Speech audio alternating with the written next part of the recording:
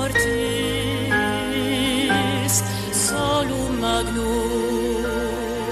Binadamu ana nafasi ndefu ya maisha, safari inayoweza kubeba furaha, majonzi na changamoto za kila aina bila kusahau mafanikio. Hata hivyo, kila mara mbio zetu hufikia kingo katika sakafu ya maisha tunayoishi. Zile mbwembwe tulizozizoea zinapotea, zile shangwe tulizopewa zinakoma, na hata ule ufalme tuliosujudiwa unakwenda kwa mwingine. Nyakati zinasogea, jua linachwea, na pia wakati wa mawio unakuwa tofauti. Mvi zinakukumbusha kuwa misuli yako sio ile uliozoea kuitunisha. Ukijaribu kwa wakati huo, unahisi unautusi utu wako. Hii ndiyo hali ya Fernando Torres. Katika nyakati zake, Vidic alifanana na Phil Jones kwa vitu vingi, kila Liverpool ikikutana na Manchester United.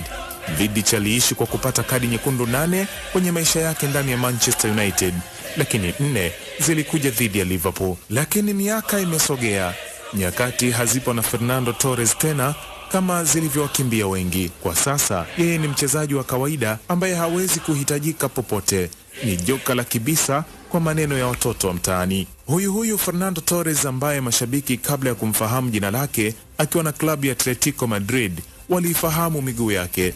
Akiwa na umri wa miaka 16, Fernando Torres aliibuka na akawa anafunga anavyojisikia, akawa anafanya mabalaa na akawa mtoto hatari. Kutokana na sababu ya kutofahamu jina lake, wapenzi wa soka wakawa na shauku.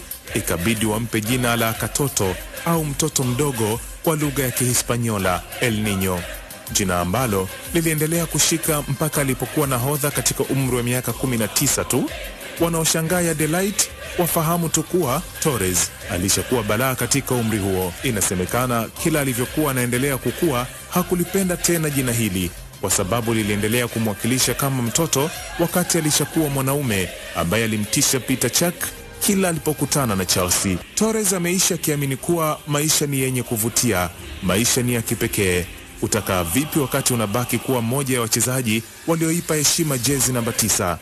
Huyu ambaye alifika Anfield na kujipatia ufalme jirani na Steven Gerrard. Ilikuwa ni misimu yake mitatu ya kwanza akiwa na Liverpool iliyoweka tofauti kwenye maisha yake ya soka kabla majeruhi hayajaanza kupiga hodi.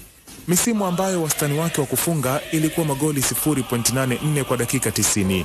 Hii ilikuwa rekodi bora kuliko Thierry Henry mwenye 0.73, Kane mwenye 0.72, Shearer 0.71, Aguero 0.71, Suarez 0.69 na Ruud van Nistelrooy 0.58. Iwapo hutohesabu magoli ya penalty ambayo ni nadra kukumbuka Torres alipiga lini. Tukiwa kwenye viti vyetu, nyoyo zetu zikiwa hazifahamu tufurahi ama tunune, Fernando Torres alinyanyua mashabiki kwa shangwe mara 298. Alifanya hivi akiwa Atletico Madrid mara 111, Liverpool mara 81, Chelsea mara 45, AC Milan mara 1 na Hispania mara 60. Kwa heri Fernando Torres, ulituonyesha upande wa pili wa Vidic kuwa hakuwa hapitiki. This could be the most dramatic story of the season. It's Torres to get a place in the Champions